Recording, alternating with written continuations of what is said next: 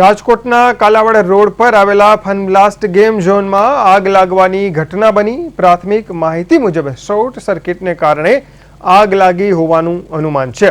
ઘટના બનતા જ ગેમ ઝોનમાં હાજર લોકો તરત જ બહાર નીકળી ગયા હતા, જેને લઈને મોટી જાનહાનિ ટળી છે। રવિવારનો દિવસ હોવાથી અનેક લોકો અને બાળકો મનોરંજન માટે અહીં પહોંચ્યા હતા। મહત્વનું છે કે ટીઆરપી ગેમ ઝોન બાદ વધુ એક ગેમ ઝોનમાં રાજકોટમાં આગ લાગવાની ઘટના બની છે। જો કે અહીં વાત એવી છે કે આગ લાગ્યાના થોડા સમય બાદ આગ પર કાબૂ મેળવી લેવામાં આવ્યો હતો અને સ્થાનિકો બહાર નીકળી ગયા હતા। જે લોકો હાજર હતા ગેમ ઝોનમાં તે તરત જ બહાર નીકળી ગયા હતા, જેને લઈને જાનહાનિ ટળી હતી।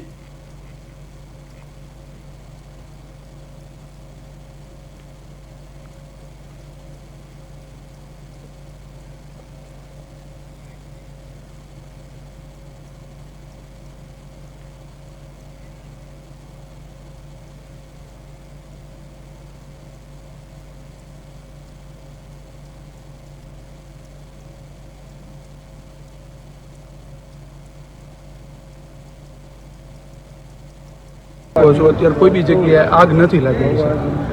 આજે છે એ હૂટર જે રહ્યું એ એક્ટિવેટ થયું છે। બધા લોકોને બહાર કાઢવામાં આવ્યા જી જી, આખી ઘટના શું હતી? પ્રોટોકોલ મુજબ જ્યારે બી હૂટર વાગે તો અમારે એક સેફટીના પ્રિકોશન્સ વાઇઝ અમે એમને બહાર કાઢ્યું તો શું ટૂંકમાં સર હૂટર છે જે અમારું એ સ્મોક ડિટેક્ટરના કારણે એક્ટિવ છે। એમાં સ્પાર્ક થયો હતો જરાક સ્પીકરમાં કે કોઈ ગમે ટેકનિકલ ઇસ્યુ આવ્યો હશે ઇલેક્ટ્રિશિયનનો, એના હિસાબે જરાક સ્પાર્ક થયો હતો, નાનો સ્પાર્ક થયો હતો અને એની ચણખા જે હોય નીચે ઓલા બાઉન્સ ગેમમાં ઓલા જે સ્પંચ હોય એના ઉપર પડવા માંડ્યા, એટલે થોડુંક એમ લાગ્યું કે ધુવાણો થવા માંડ્યો ને એવું, એટલે તરત જ આ લોકોએ ઓક્સિજનના બાટલાથી તરત જ કાબૂમાં લઈ લીધી।